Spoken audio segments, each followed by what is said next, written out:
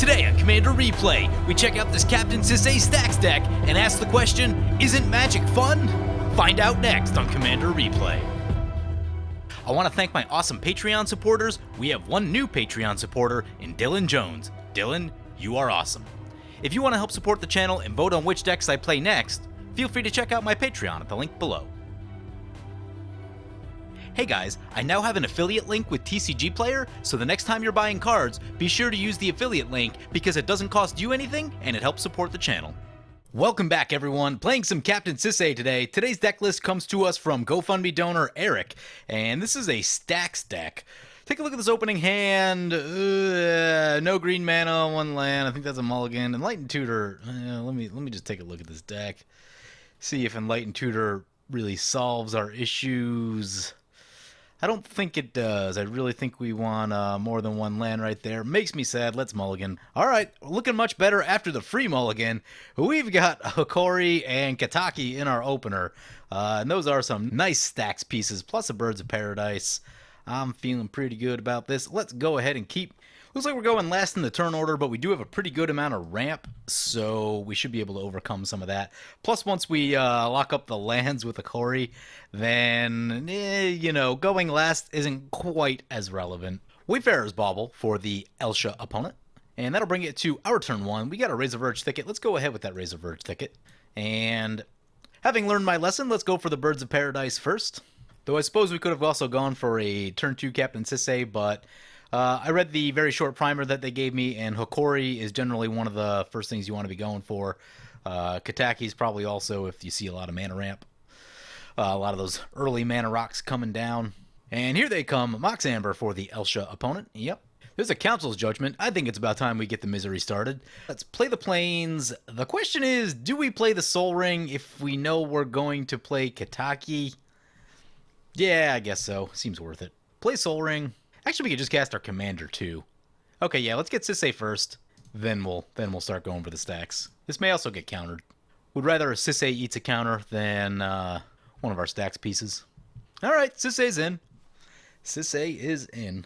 So, for those that don't remember, Captain Sisay, 2 green-white for a 2/2. Tap it, search your library for a legendary card, that's any kind of card, reveal that card, put it into your hand, then shuffle your library. Pretty sweet. I am fortunate enough to have one in paper. I bought it like 10 years ago when it was nice and cheap, and it's just been sitting in a box until I made my very recent Captain Sisay Weatherlight deck. Now it's in that deck, but I wish I sold it when it spiked to like $50. When they changed the Planeswalker rule to be legendary, these things spiked like crazy. But they've come back down a bit, the last I recall. Anyway, so we have the ability to search for any legendary card, and there's a number of good ones. We see a couple right there. Urza's Ruinous Blast is a really good one. I didn't see Bow of Nylea in the deck, but that's a really sweet combo to run with Urza's Ruinous Blast. And there's an Elesh Norn, and there's a number of other things in there that we can get as well. Here comes opponent with a Questing Beast. Can't be blocked by creatures with power 2 or less. Combat damage by them can't be prevented. Whenever Questing Beast deals combat damage to an opponent, it deals that much damage to target planeswalker that player controls. Oh my. That is a lot of stuff. We should probably start looking at the deck list to see what we're going to get with this first activation, because I don't actually know since we have a lot of the things we want. Karn seems reasonable. We know Divining Top is a thing in the Elsha deck. Semblance Anvil coming in, gonna exile an Isochron Scepter. Ooh, that's a loss. Well, there's Karn the Great Creator. Okay. Okay. Planeswalkers may be a little bit weak with this Questing Beast on the table, but say we activate Sisay, see what we can find. Legendary lands are sweet too, just in case you need to make a land drop. God Pharaoh Statue is a real magic card. How much mana are we going to have? We will have 6 mana, enough to cast God Pharaoh Statue. And I don't see any open blue mana. I think we're going for that. Get the God Pharaoh Statue, play the land, play God Pharaoh Statue, and it resolves. This should shut off so much nonsense from our opponents. It makes it so hard to do anything with God Pharaohs in play. Here comes Starke of Rath. Yeah, Starke of Rath will be able to blow up our stuff. May need to get rid of that. Opponents are having some discussion about whether Questing Beast is the big bad wolf, flavor-wise, and I'm not sure. I'm not sure. Here comes a Conley Heart Expedition. Yeah. We could just go for Elesh Norn this turn. Oh, that's a thing we could do. Yeah, that seems good. Elesh Norn will take care of the Starke of Wrath. Opponent going to come in with the Questing Beast. Yep, got nothing for that. I'm worried that we're getting off to such a good start that we're going to get crushed later on. Here comes a Mystic Forge for Dave. Yep. Here comes Chrome Mox. We draw an Elvish Mystic. Okay. Play the Windswept Heath. Crack the Windswept Heath. Grab Savannah. Yeah, I think we just go for the Elesh Norn right here. I don't think Dave can win from this position. I feel okay about it. The God Pharaohs should be a real headache for him. Elesh Norn will clean up the Starke of Rath and really cut down on the nonsense from the Questing Beast, so I think that's where we're going. Activate, Sisay. Does this hit artifacts? Creatures? Oh, no. Sad face. Get the old Elesh Norn. Cast Elesh Norn. Starke of Rath down. Starke of Rath cannot be in play until they get rid of Elesh Norn. Questing Beast, much smaller at 2. We should be able to block it with the Norn. And then after this, we're going to start to look to lock things out with Katakis and Okori. Maybe Karn as well. We know Dave's got a lot of artifacts. Taking a look at what our opponents are playing today. First up, we have Pauper Arbus piloting Starke of Rath, which we have talked about a little bit. I've seen this deck a few times. I think it's been theirs. I've seen a few people piloting Starke in the Patreon Discord. And once the engine gets going, it's nasty because they have repeatable creature removal, so they can just destroy everything. They'll use things like Homeward Path to be able to get Starke back, and it seems pretty good. Does this have Death Touch? Oh, it does have Death Touch. Do we trade a Norn for a Questing Beast? No, not yet. Not yet. Starke does lay down an Aggravated Assault. That's a thing. Green opponent's going to Harrow. Continuing on, next up we have Dave piloting Elsha of the Infinite, and the game plan's in the name, going infinite. It's a 3/3 with Prowess. You may look at the top card of your library at any time. You may cast the top card of your library if it's a non-creature, non-land card, and you may cast it as though it had Flash. Pretty strong. Pretty strong. I've seen a lot of people try to go infinite with it. However, whenever they're playing the deck, they're at a table where someone is typically playing Stax, because Stax is a pretty good way to shut Elsha off from what I've seen thus far. So we're playing that role today of the Stax player to keep them from going infinite, and hopefully they don't hit something big right here. That's an Aetherflux Reservoir. That's a card. There's a Lotus Petal. Yeah, we're definitely going for Katakis this turn. Katakis Hokori should, really kind of lock this game up. The deck's creator did say, by the way, that one of the win conditions is just people scooping. You don't necessarily just need to outright win with this deck. Sometimes they just can't do anything, and it is no longer worth their time to try. Let us... I guess first thing we should just let's activate Sisay, just see what we got. Who would have thought just straight away tutoring for cards out of your deck was absolutely insane. You still need a way to deal with the Questing Beast. Mangara, maybe? Mangara seems reasonable. We'll grab Mangara, probably look at playing it next turn. Let us play Hokori. Let's get Katakis, and we'll lay down an Elvish Mystic. Start attacking the green. Nope, they still got Death Touch. The green player still has Death Touch. That being the case, we'll swing our way into Dave. They do have an Aetherflux Reservoir. And this should do a lot to close the game out. God Pharaohs will trigger at the end step. Each opponent loses 1 life. Hokori trigger. For our opponent, they'll get to untap. So for those that don't remember, Hokori is 2 white for a 2/2 normally. Lands don't untap during their controller's untap steps. At the beginning of each player's upkeep, that player untaps a land they control. These type of cards are very, very strong, but also very needed when you get to competitive or near competitive tables. If someone's just trying to turn 6, turn 7 combo you, something like Hokori or a Winter Orb is really good at stopping it. Now, my general thought on Stax, cards like Hokori, cards like Winter Orb, is that if someone's like, hey, I just bought this precon, then you probably shouldn't be playing Stax. On the other hand, if you have seen them repeatedly turn 6 combo week after week, then yeah, Stax totally on the table.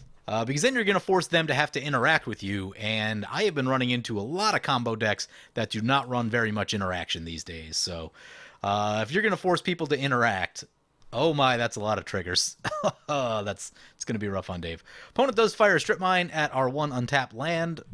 It's fine. Doesn't bother me that much. So Dave trying to save some of his artifacts. Mystic Forge down.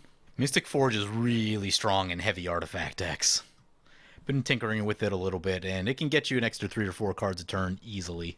Mox Amber goes down, saves all of his other artifacts. Force of Negation, he's got a Force of Negation under the Chrome Mox, so Counterspell down. And that's going to bring it back to our turn. We're going to have to pay an upkeep on some of our things to keep them. We'll untap a Canopy Vista. We will use the Soul Ring to pay for our 2 artifacts. We draw a Path to Exile. If we lay down Karn, Dave can't activate Etherflux Reservoir. I think I like the sound of that, so we're going to use Sisay. Ooh, yep, I forgot. That was part of the thing I was supposed to look at. Grab Gaia's Cradle. That's the one that really sets us apart here on the Okori. Could have gone for that earlier at some point, I'm sure. Play the Gaia's Cradle, get 6 mana, play this Karn. We'll leave a white open, and I think we'll just get down to the attacks. We'll go after Dave pretty hard because he's used to playing against these type of decks, so if anyone's going to have a way to wiggle out, it's going to be him. We're going to send... I guess we'll leave the Elvish Mystic back as a blocker, and we'll send the Flyer over to the green opponent. We'll wait on the path. No reason to burn the path now. So Dave down to 21, green opponent down to 35, and we will pass like that. Each opponent loses 1 life. If it wasn't bad enough that all their spells cost 2 more, then they lose 1 life at the end step. Pretty rough. Actually forgot to activate the Karn right there. Whoops. Just check out what the abilities are. Until your next turn, up to 1 target non-creature artifact becomes an artifact creature with power and toughness equal to its converted mana cost. Or 2, you may choose a card from outside the game. Yep, that one's not going to help us, so really just think it's really just in there to kind of hose artifacts. I'm now starting to do the math in my head and wondering how many of these cards I actually have. I've got Elishnorn. I've got Captain Sisay. Those are some of the more expensive ones. I might have a Hokori in a box somewhere. I can't remember. Kataki's I know I don't have. I don't think it's terribly expensive, though. Cradle I definitely don't have in paper, so that's a big one. Suppose it could go for Growing Rights. I don't know. Is the front half of Growing Rights legendary? I don't remember off the top of my head. And that'll bring it to Dave's turn. He's still got a bunch of artifact upkeep triggers. So Chrome Mox goes down, Etherflux Reservoir goes down. All right, what things do we need to be worried about? We need to be worried about Dave comboing at some point if they get an opportunity. Blasphemous Act is probably the card that is most scary to us. It could be in both the Elsha deck and the Starke of Rath deck. So any way that we can start pumping out some damage is probably going to be a good idea. We could turn God Pharaoh statue into a pretty large creature. Seems like a good idea. So with a Okori, we get to untap 1 land. I'll go with the Gaia's Cradle. And then we'll use the Soul Ring to keep our artifacts alive. Ooh, opponent's gonna Dust Bowl our Gaia's Cradle. Might as well float some mana, right? Keep the Soul Ring. Keep the God Pharaohs. Go to our draw step. Oh, that's a Thalia. Insult to injury. Probably don't need Thalia in this moment. We'll keep that as a backup plan should the board get wiped for any odd reason. We're gonna make this God Pharaohs a creature. We do bring in some amount of risk by doing that, but I think it'll be fine. I'm going to activate Sisay, get ourselves another legendary land. We've got Yavimaya Hollow, we've got Nykthos, we've got Dark Depths. Yeah, there's some good ones. We'll get Yavimaya Hollow. Seems reasonable. Play the Yavimaya Hollow. Let's try to finish off Dave right here. Send in the God Pharaoh, send in the Elishnorn, Hokori. How much is that? That's 12 plus 4. That's 8 plus 8 is 16. There's 20. We'll leave some things back. Hopefully he doesn't have interaction. He does not. Down he goes. 0 life. Main phase 2. Let's get Mangara in play. I'm going to tap the land even though it's like not the best. Because I still want to leave Elvish Mystic up to block for the Karn. God Pharaohs will trigger at the end step. I think opponents are in a pretty bad spot now. It's got to be like exactly Blasphemous Act. Go after the red opponent next for, like I just said, Blasphemous Act reasons. That'll bring it back to our turn. We'll tap 1 land. Guess we'll go with the... We'll go for a multicolor land. Save our artifacts. We draw a Beast Within. Useful. Useful. Oh no, I forgot to turn the thing into a creature again. Whoops. Whoops, whoops, whoops. I think it's just going to be full swing into the red player. Leave that one back. Send it. Down to 14 they go. Each opponent will lose 1 life. Player gets to untap 1 land. Green player gets to untap 1 land. Opponent going to send the Questing Beast. We will exile it. Mangara has done its job. Brings it back to our turn. Untap the Yavimaya Hollow. Pay for our artifacts. There's a Dryad Arbor. Play Dryad Arbor. Turn our artifact into a creature. Do some attacking. Should be Xaxes on the red player. And everything else to the green player. Starke of Rath down. End step trigger. Hokori trigger on opponent's upkeep. And opponent scoops it right there. Wow, this thing was savage.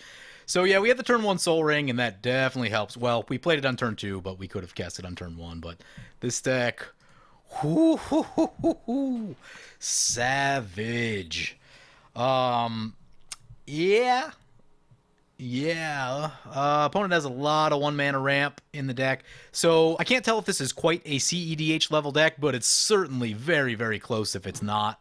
And I think there used to be a Captain Sisay CEDH list. I'm pretty sure Paradox Engine was involved, so it may have come down a peg with Paradox Engine being banned. But yeah, this thing was savage. And so, like I talked about, there's a time and a place for stacks. If you're playing against a more casual group, please don't play stacks against them. If you're playing against a bunch of really unfair decks, then yeah, stacks is on the table. Why not? The start we have with the Soul Ring right here, I mean, is like, it almost feels unbeatable. Opponents didn't play a lot in the way of interaction. Some amount of interaction is going to slow things down, but whew, we just had all the tools we wanted. It's probably not going to be like this every single time you run it out there, but it still seems very fast and very consistent. Just from what I was seeing, I mean, the consistency of tutoring anything you need with Sisay is insane. So yeah, this deck is really, really strong. Like I said, I play in a group of some really unfair combo decks, so I'm starting to do the math. I'm like, how many of these cards do I have sitting around in a box somewhere? And the answer is at least a couple. Uh, so yeah, if you need a way to hose some of your friends' powerful combo decks, then Sisay Stax may be a way to do it. Thank you to Eric for sending me this deck list. Honestly, I don't think I really have any recommendations for the deck. It just looks very, very tight. Oh, so actually I have one recommendation for the deck, and it's a maybe. I see Urza's Ruinous Blast right here, which is a card you can tutor up with Sisay, which is awesome. If you use something like either a Mistveil Plains, okay, I see the Mistveil Plains right there. You can also do it with Bow of Nylea or Son of Wheel and Moon. You can...